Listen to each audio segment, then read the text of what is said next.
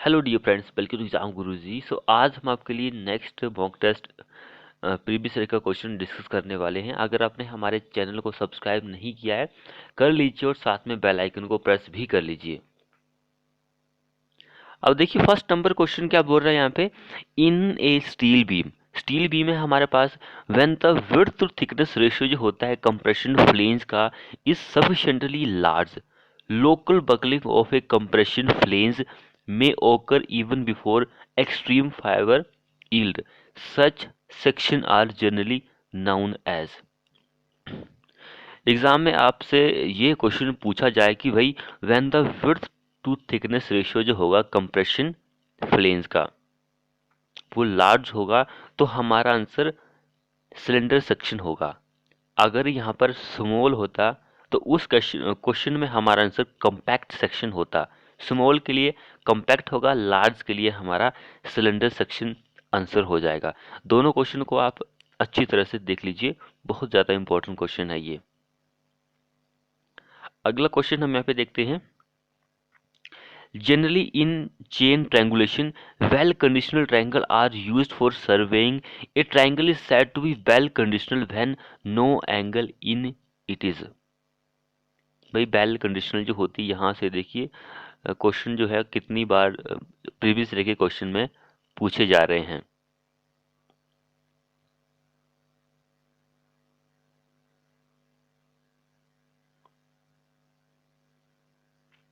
Well conditional triangle जो होती है वो इसलिए प्रेफर की जाती है क्योंकि उसका जो अपेक्स पॉइंट होता है, अपेक्स पॉइंट जो होता है वो बहुत ही शार्प होता है and can be located by a single dot. Single dot से हम उसको लोकेट कर सकते हैं। तो जो वेल कंडीशनल ट्रायंगल बनती है वो 30 और 120 के बीच में ही इसका एंगल बनता है। और वेल कंडीशनल जो होती है इसके अंदर ही आप आइडल ट्रायंगल भी बना सकते हैं। आइडल आइडल ट्रायंगल जो होती है जिसके सारे जो एंगल होते हैं वो एक समान ही होते हैं। तो ये भी एग्जाम में पूछा जा सकता है।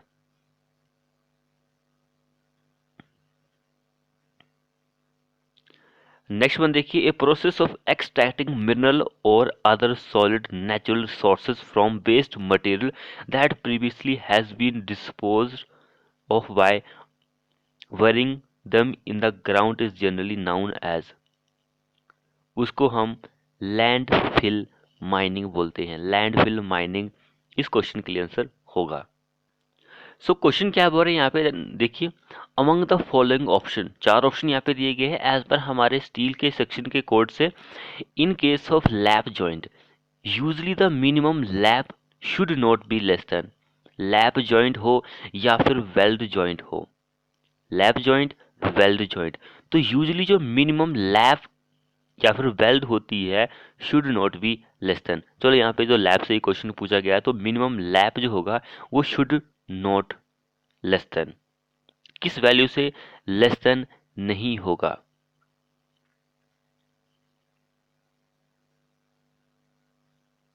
सो लैप लेंथ जो होती है या फिर वेल्ड की जो लेंथ होती है ये हमारे पास दो केसेस होते हैं।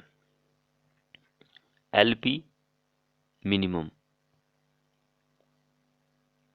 सो ये दो केसेस जो आते हैं, एक तो आता है वर्किंग स्ट्रेस मेथड के लिए, एक आता है लिमिट स्टेट मेथड के लिए। दोनों में ही मिनिमम होता है।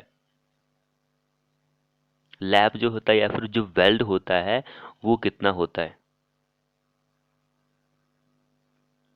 तो अगर आप वर्किंग स्ट्रेस मेथड की बात करेंगे तो उसके लिए 40 और 40 mm, 40 mm बिच एवरेज मोर, दोनों में से जो भी ज़्यादा रहेगा। और अगर आप लिमिट स्टेट मेथड की बात करेंगे तो उसके लिए 5T और 50 mm बिच एवरेज मोर। सो यहाँ पे हमसे लैब के केसेस में पूछा गया था, तो लैब के केसेस में 4 और 5 में या फिर 40 और 50 में दो जो भी दिया हो वही हमारा इस क्वेश्चन में आंसर हो जाएगा। तो यहाँ पर हमारे पास 4 दिए गए, 4 times the thickness of the thinner part joint, यही हमारा इस क्वेश्चन के लिए आंसर हो जाएगा। ये क्वेश्चन बहुत ज़्यादा इंपॉर्टेंट है, इसको आप अच्छी तरह से देख लीजिएगा।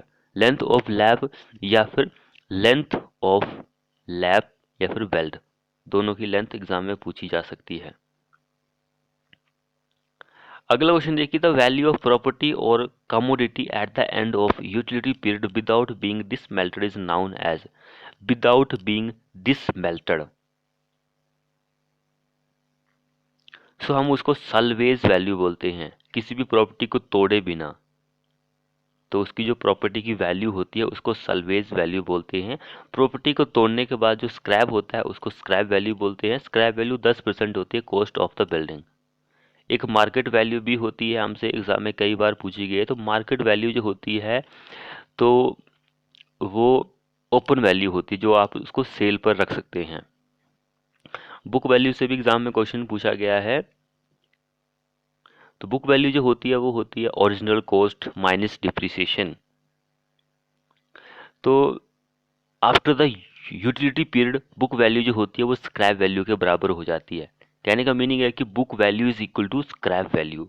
ये क्वेश्चन भी एग्जाम में पूछने लायक है भाई, पूछा जा सकता है। और अगला क्वेश्चन देखिए, when a force is exert by a flowing fluid on a stationary body the component of the total force in the direction perpendicular to the direction of the motion is known as, उसको हम lift बोलते हैं। Lift इस question में answer होगा। अगला हमारे पास एक न्यूमेरिकल पूछा गया है, तो dynamic viscosity of a liquid कितनी है, 12.2 इंटू 10⁻⁻⁴ न्यूटन सेकंड पर मीटर स्क्वायर। डायनामिक विस्कोसिटी जो होती है उसका यूनिट भी यही होता है। वेयर एज द डेंसिटी जो है 500 kg पर क्यूबिक मीटर होता है। And kinematic viscosity in metre square पर सेकेंड इज, काइनेमेटिक विस्कोसिटी क्या होगी, हमारे पास डायनामिक विस्कोसिटी दी गई है, डेंसिटी भी दी गई है लिक्विड की, तो हमें काइनेमेटिक विस्कोसिटी फाइंड आउट करनी है। काइनेमेटिक विस्कोसिटी जो होती है is defined as the ratio of dynamic viscosity and density of liquid. दोनों को हम डिवाइड कर देंगे ओवर 500। तो इससे हमारा जो आंसर आएगा वो 24 इंटू 10⁻⁻8 मीटर स्क्वायर पर सेकेंड। 24 ऑप्शन 1 इस क्वेश्चन के लिए आंसर हो जाएगा। ये हमारा आंसर आ जाएगा काइनेमेटिक विस्कोसिटी के लिए। आप इसको फाइंड आउट कर सकते हैं अपने कैलकुलेटर की हेल्प से। अगले देखिए, the constituent in bricks material which impart yellow tint to the bricks and decrease shrinkage. Shrinkage कौन डिक्रीज करता है, मैग्नीशिया। येलो टिंट जो देता है वो भी मैग्नीशिया ही देता है, क्योंकि आयरन ऑक्साइड जो होता है वो आपको लाल रंग देता है ब्रिक्स में। आयरन ऑक्साइड जो होता है वो 5 से 6% हमें ब्रिक में देखने को मिलता है।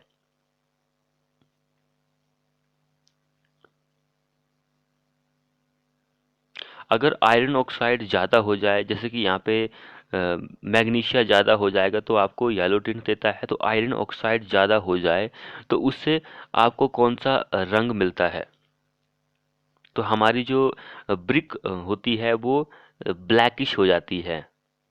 ब्लैकिश या फिर डार्क ब्लू आपको कलर देखने को मिलता है। डार्क ब्लू कलर देता है अगर आप आयरन ऑक्साइड जो है वो ज़्यादा हो जाए ब्रिक में। तो इसको भी आप देख लीजिए भाई, क्योंकि यहाँ से भी क्वेश्चन पूछा जा सकता है, क्योंकि येलो टिंट से क्वेश्चन पूछ रहा है तो यहाँ से ब्लैकिश से भी आंसर पूछा जा सकता है। आयरन ऑक्साइड से तो रेड कलर से तो कई बार पूछा गया है, लेकिन ब्लैकिश से भी क्वेश्चन पूछा जा सकता है। अगला देखिए, generally the unit of measurement in MK system for dado tiles usually in bathroom is, क्या होता है यूनिट ऑफ मेजरमेंट,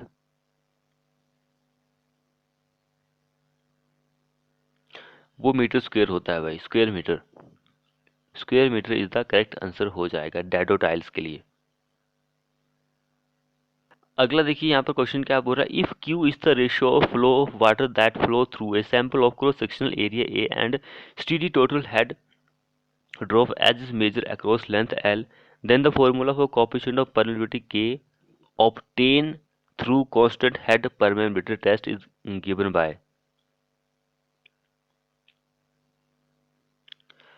सो एक कांस्टेंट हेड परमेबिलिटी टेस्ट जो होता है ये कोर्स ग्रीन सॉइल के लिए किया जाता है। एंड एक होता है हमारे पास फॉलिंग हेड परमेबिलिटी टेस्ट, तो ये फाइन ग्रेन के लिए सॉइल के लिए किया जाता है। सो यहाँ पर के जो होगा वो जो होगा वो ऑप्शन नंबर 3 होगा, क्यू एल ओवर AH। ये हमारा जो IS कोड है 2720 उसके अकॉर्डिंग फॉर्मूला है परमेएबिलिटी के लिए। सो ये ऑप्शन हमारा आंसर हो जाएगा। नेक्स्ट क्वेश्चन देखिए, the process by which the precipitation is caught and held by foliage, twigs and branches of the tree, shrubs and other vegetation, and lost by evaporation, never reaching the surface of the ground is known as। उसको हम interception बोलते हैं। Interception is the correct answer होगा इस question के लिए।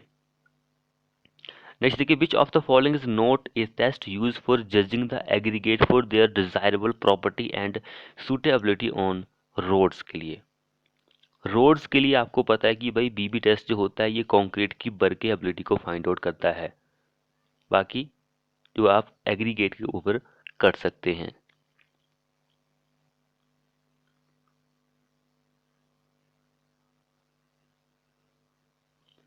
Next question देखिए, the ratio of volume of irrigation water deliver by distribution system to the water introduce into the system is usually known as. उसको हम water convince efficiency बोलते हैं। सी इस क्वेश्चन में आंसर हो जाएगा। नेक्स्ट देखिए, for a RCC beam in the limit state design the limiting value of depth of neutral axis for FE 415 grade of steel as per हमारे IS कोड। सो यहाँ पे जो डी दिया हुआ है वो इफेक्टिव डेप्थ होगी बीम की। सो 415 के लिए 48 होता है, ये जो होता है वो 250 के लिए होता है, माइल्ड स्टील के लिए होता है। नेक्स्ट देखिए, generally A compound of cement which is responsible for most of the undesirable property. Undesirable property के लिए ये होता है एल्यूमिनेट होता है रिस्पॉन्सिबल। इसका हीट ऑफ हाइड्रेशन सबसे ज़्यादा होता है, इमीडिएटली पानी के साथ रिएक्शन करता है। सो यहाँ से भी क्वेश्चन कई बार जो है वो पूछे गए हैं। अगर आप इसको बढ़ा देंगे ट्रिकैल्शियम एल्यूमिनेट तो ये सेटिंग टाइम को कम कर देता है, weakness resistance to surface attack ये भी कम कर देगा, lower ultimate strength, heat of hydration इसका ज़्यादा ही होता है। अगला देखिए यहाँ पर, widely separated control lines on map usually represent a. Widely separate control lines on a map is usually, so वो फ्लैट टोपोग्राफी में होती है। Flat topography is the correct answer होगा। नेक्स्ट वन देखिए, the quantity of water consume in evaporation, transpiration and metabolic process during crops growth including water consume by encompassing weeds growth is known as. उसको हम कंजप्टिव water use बोलते हैं। कंजप्टिव water use हम उसको बोलेंगे। अगला क्वेश्चन क्या बोल रहा है, विच of the following is the correct relationship between the young modulus and bulk modulus of the material. क्या होता है, तो ये ही रिलेशन होता है इन दोनों में। अगला देखिए, the water content of soil that represent the boundary between plastic state and liquid state. एक ऐसा वाटर कंटेंट ऑफ सॉइल का जो क्या रिप्रेजेंट कर रहा है, बाउंड्री को रिप्रेजेंट करता है plastic state and liquid state में, तो हम उसको लिक्विड लिमिट बोलते हैं। लिक्विड लिमिट उसको हम बोलेंगे। नेक्स्ट देखिए, in based water treatment generally the flotation method is used for the separation of solid particle that are lighter than water. Solid particle जो होते हैं वो पानी से लाइटर होते हैं। नेक्स्ट देखिए, point of contraflexure in a beams occur when the bending moment is. Point of contraflexure जो होता है वो आपको कहाँ पर देखने को मिलता है, जहाँ पर हमारा जो बेंडिंग मोमेंट होता है या तो वो जीरो होता है या तो वो अपना साइन जो है वो चेंज कर रहा होता है प्लस से positive.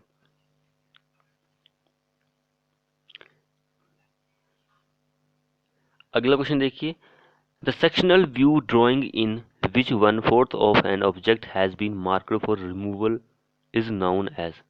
Half section. Half section is the correct answer. Next देखिए, in the first angle projection of presenting the six standard view the top view is located at. Top view जो होता है below the front view में आपको देखने को मिलेगा। अगले देखिए, for the quality control of Portland cement in the fresh state which of the following test is essentially done. तो वो होता है setting time test. Portland cement fresh state के लिए सेटिंग टाइम ही होता है। अगला क्या बोल रहा है, in Versenate method the water is titrated against EDTA salt solution using Iridochrome black tea as indicator solution. Here is the end of the titration. The color changes from, colour जो होता है कहाँ से कहाँ तक चेंज होता है, wine red to blue में चेंज होता है। नेक्स्ट देखिए, which of the following statements true about the plywood used for construction. Plywood जो होता है it has greater impact resistance to blow than ordinary woods. Ordinary woods option हमारा यहाँ पर 1 आंसर हो जाएगा। अगला क्वेश्चन देखिए, as the general rules for measurement of a building all works shall be measured subject to certain tolerance. In this regard the cubic content shall be worked out to the nearest. Cubic जो होता है वो 0.01 cubic metre accuracy आपको cubic content में देखने को मिलती है। स्क्वायर के लिए 0.01 होता है, ये स्क्वायर की बात हो रही है। अगर आप डिमेंशन की बात करेंगे तो डिमेंशन जो होती है 0.1 मीटर की होती है। अगर आप जो वेट होता है, वेट जिसको आपको पता है कि टन में होता है वो, तो वेट जो होता है वो उसके लिए एक्यूरेंसी जो होती है 0.201 टन, तो वेट के लिए होता है ये। और ऐसे ही कुछ और भी पॉइंट्स के लिए होता है। तो अगर आप हमारे चैनल के साथ ऐसे ही जुड़े रहेंगे तो आपको हमारी जो कम्युनिटी सेक्शन होती है वहाँ पर ऐसी बहुत सारी जानकारी देखने को मिलती है। तो हमारे चैनल के साथ जुड़े रहिए, आपको बहुत कुछ और सीखने को मिलेगा। अगला क्वेश्चन देखिए, the ratio of quantity of water stored in the root zone of the crops to the quantity of water actually deliver in the field is known as water application efficiency, हम उसको बोलते हैं। Quantity of water जो store होती है root zone जो होती है क्रॉप्स की, to the quantity of water actually deliver in the field, water application efficiency के नाम से हम उसको जानते हैं। अगला देखिए यहाँ पे, convert the given reduce bearing north 58 degree 24 inches W west to whole circle bearing. भाई रिड्यूस वेइंग हमारे पास गिवन है, हमें होल सर्कल वेइंग जो है वो फाइंड आउट करनी है। तो इसके लिए मैंने बोला था कि भाई मैं आपको एक डायग्राम प्रोवाइड करूंगा कि जहां से आप होल सर्कल वेइंग जो होती है या फिर रिड्यूस वेइंग जो होती है उसको कन्वर्ट कर सकते हैं, इजी वे में आप उसको कन्वर्ट कर सकते हैं। सो होल सर्कल वेइंग जो होती है वो वेरी करती है फ्रॉम 0 से 360 डिग्री तक ये वेरी करती है। अगर आप क्वाड्रेंटल वेरिंग जो होती है उसकी बात करेंगे तो वो वेरी करती है 0 से 90 डिग्री तक। ये एग्जाम में भी क्वेश्चन पूछा गया है। सो यहाँ पर हमसे नॉर्थ और वेस्ट में पूछा गया है, तो इट मीन्स कि हमारा जो क्वाड्रेंट बनेगा वो फोर्थ क्वाड्रेंट होगा। तो फोर्थ क्वाड्रेंट के लिए आपको होल सर्कल वेरिंग जो होती है वो आप 360 माइनस जो हमारे पास दिया हो वो माइनस करके आप होल सर्कल वेग जो होती है वो फाइंड आउट कर सकते हैं। तो आप कीजिए इसको, तो हमारे पास 301.36 इज द आंसर आ जाएगा। ऑप्शन 1 इस क्वेश्चन के लिए आंसर हो जाएगा।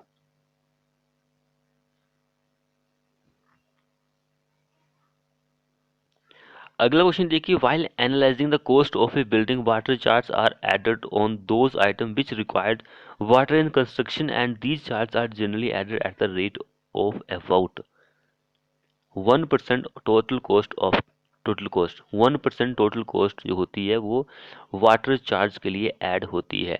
बट वैसे वाटर चार्ज जो होता है वो 1.5 से लेकर 2% होता है टोटल कॉस्ट जो होती है। लेकिन यहाँ पर ऑप्शन 1% ही है तो हम इसको आंसर मानेंगे। लेकिन आप इसको याद रखिए भाई, 1.5 से 2% वाटर चार्ज होता है। टूल एंड प्लांट भी होता है भाई, कॉन्ट्रैक्टर प्रॉफिट तो कई बार एग्जाम में पूछा गया है, पता है सभी को भाई कि ये 10% होता है। तो ये भी आप देख लीजिएगा। तो कई तरह के भाई चार्जेस होते हैं, इलेक्ट्रिफिकेशन होती है उसके लिए 8% होता है, सैनिटरी होती है, वाटर सप्लाई भी होती है तो वो 8% होता है। अगला देखिए, एज पर हमारे आईएस कोड के according acceptable limit of crack width for concrete structure expose to mild and moderate explode category और कंडीशन आर। भाई क्रैक की जो विड्थ है कंक्रीट स्ट्रक्चर के लिए, जो किस में आ रहा है भाई, माइल्ड एंड मॉडरेट कंडीशन में आ रहा है, माइल्ड एंड मॉडरेट में आ रहा है। सो भाई हमारा एक आईएस कोड है, वो कहता है कि भाई लिमिट ऑफ क्रैक जो विड्थ होती है वो डिपेंड करती है कि भाई हमारे पास कौन सी कंडीशन है, माइल्ड है, मॉडरेट है, या फिर सीवियर है, वेरी सीवियर है, या फिर एक्सट्रीम है, कौन सी कंडीशन है। सो अगर आप माइल्ड की बात करेंगे तो उसके लिए 0.3 mm होता है, सारी 3 mm में वैल्यू आएगी। मॉडरेट की बात करेंगे 0.2 होता है, और मॉडरेट के बाद जितनी भी आती है सीवियर आएगी, वेरी सीवियर, एक्सट्रीम, उन सभी के लिए 0.1 होता है। जैसे जैसे हमारी ये कंडीशन बढ़ती है वैसे वैसा हमारा मैक्सिमम जो विड्थ होती है क्रैक की वो घटती जाती है। एग्जाम में इसको लेकर भी क्वेश्चन पूछा जा सकता है, तो ये चीज़ आपको पता होनी जरूरी है। तो हमसे क्या पूछा गया था, एक माइल्ड के लिए सबसे पहले, फिर मॉडरेट के लिए। तो माइल्ड के लिए 0.3 और मॉडरेट के लिए 0.2, 3 और 2, ये फर्स्ट इस क्वेश्चन में आंसर हो जाएगा रिस्पेक्टिवली। अगला क्वेश्चन देखिए, the stopping sight distance for traffic control on highway depends on the total reaction time of the driver, this is best explain by PIV theory, here E stand for. E क्या होता है, E का meaning क्या होता है, E for emotion, P for perception, I for intellection, E for emotion and V for volition. तो ये कई बार एग्जाम में पूछा गया है। अगला क्वेश्चन देखिए, generally for steel construction the Indian standard code recommend the use of punctured hole only in material with yield stress less than। भाई हमारा ये वाला हाईएस्ट कोड जो है ये कहता है कि भाई पंचर्ड होल जो है हम उसको परमिट कर रहे हैं अपने किसी भी मटेरियल में, अगर उसका यील्ड स्ट्रेस जो है वो 360 एमपीए से एक्सीड नहीं होना चाहिए। एक्सीड नहीं होना चाहिए कहने का मीनिंग है कि लेस देन ही होना चाहिए, 360 MPa is the correct answer हो जाएगा। अगला देखिए, if a tank, storage tank which is completely full contain 11.3 metre height of water, what pressure would a pressure gauge read that is located 1.5 meter above the bottom of the tank। सो जो pressure read किया जाता है pressure gauge के द्वारा, वो is equal to होता है gamma W into H. Gamma W क्या होता है, ये होता है unit weight of water, unit weight, and H जो होती है वो हाइट या फिर डेप्थ होती है पानी की।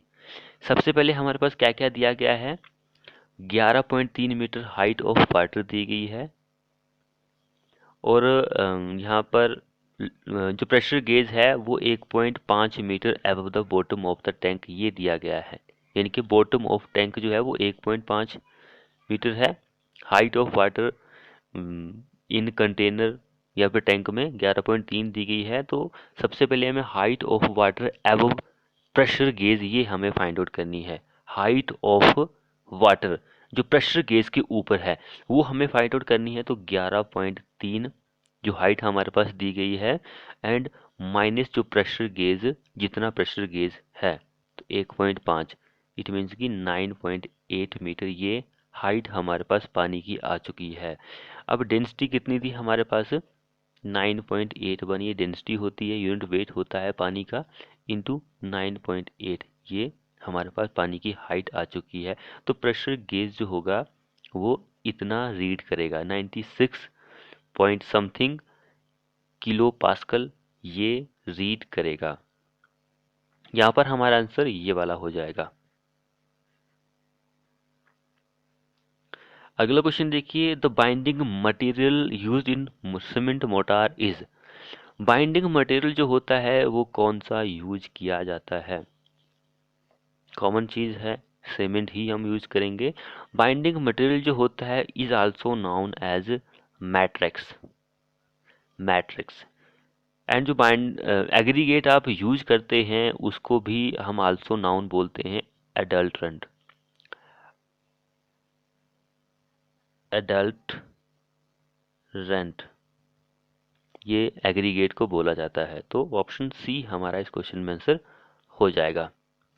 अगला क्वेश्चन क्या बोल रहा है, in engineering drawing the part which are not visible like hidden outline and edge of a structure are usually represent by. Engineering drawing में the part which are not visible, जो हमें नहीं दिखाई देता है, लाइक हिडन लाइन जो होती है, outline, edge of a structure, तो हम उसको कैसे रिप्रेजेंट करते हैं? तो हम डैशेस, नैरो लाइन जो होती है उससे हम उसको रिप्रेजेंट करते हैं। अगला क्वेश्चन देखिए, एज पर हमारे आईएस कोड के according rural highway the roadways width of major district road for single lane and two lanes road in plains and rolling terrain shall be. कितनी होती है? मेजर डिस्ट्रिक्ट रोड हमारे पास single हो या फिर two lane का हो तो उसके लिए जो रोडवेज की विड्थ होती है वो 9 मीटर की होती है। 9 मीटर की होती है।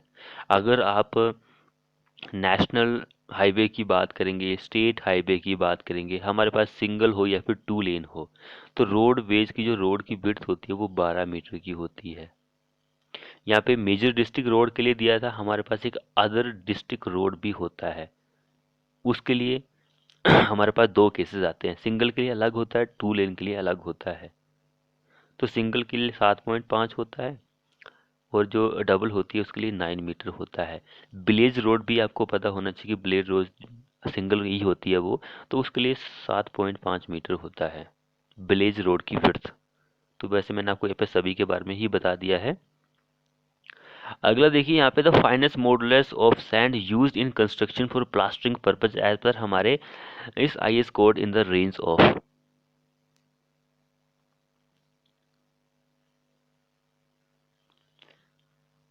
भाई ये वाला आईएस कोड जो है इसको भी आप अच्छी तरह से देख लीजिए, 1542। ये आईएस कोड जो है, जो आप प्लास्टर के लिए सैंड यूज करते हैं इसके बारे में आपको ये भरपूर जानकारी देगा। 1542 ये आईएस कोड आप याद रखिए, यहाँ से क्वेश्चन हमारा बन सकता है। तो जो आप प्लास्टर के लिए सैंड यूज करते हैं उसका जो एफ एम रेशियो होता है, इनके मॉडुलस होता है सैंड के लिए, वो 1.2 से लेकर 2.2 होता है। 1.2 से 2.2, ऑप्शन सेकंड हमारा इस क्वेश्चन के लिए आंसर होगा। नेक्स्ट क्वेश्चन देखिए, contour lines with V shape that show convexity toward higher ground or toward elevation of ground plateau generally indicate a। तो वो वैली को रिप्रेजेंट करेगा, वैली को रिप्रेजेंट करता है। नेक्स्ट वन देखिए, for saturated soil the coefficient of proportionality between the flow rate of water and the hydraulic head gradient is usually known as। coefficient of permeability हम उसको बोलेंगे। Next देखिए, if in a dory abrasion test of stone that are to be used for road work the loss in weight is 21 grams, then the coefficient of hardness will be। coefficient of hardness होगा वो कितना होगा? Coefficient of hardness जो होता है stone के लिए, जब आप डोरी एब्रेशन टेस्ट करते हैं तो वो होता है 20 माइनस लॉस इन वेट, जो कि ग्राम में ही होता है, डिवाइड बाय 3। तो इससे आप जो है कोएफिशिएंट ऑफ हार्डनेस को फाइंड आउट कर सकते हैं। सो जैसे कि 20 माइनस लॉस कितना आ रहा है, 21 आ रहा है ओवर 3। आप इसको करने के बाद हमारे पास जो आंसर आएगा वो 13 mm।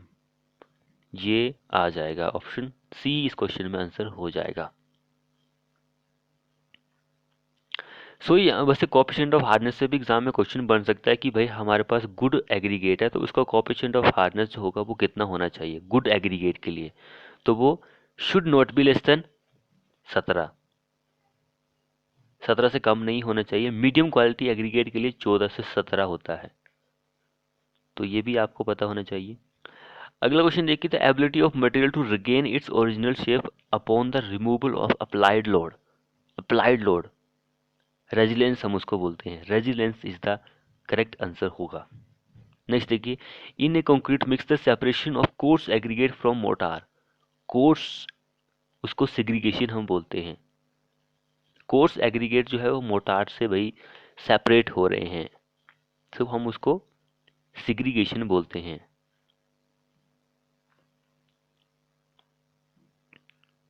नेक्स्ट देखिए, एज पर हमारे आईएस कोड के according maximum effective standard ratio for member normally carrying tension but subjected to reversal of stress due to wind और अर्थक्वेक फोर्सेस शुड बी 350। 350 उसके लिए आंसर होता है। अगला क्वेश्चन देखिए, in a doubly reinforced rectangular concrete beam the distance between the centroid of compression and tension reinforcement is generally known as. हम उसको liver arm बोलते हैं, लीवर आर्म हम उसको बोलेंगे। नेक्स्ट देखिए, while checking the quality of water generally the presence of E coli bacteria is an indicator of, तो वो ऑप्शन डी हमारा इस क्वेश्चन के लिए आंसर होगा।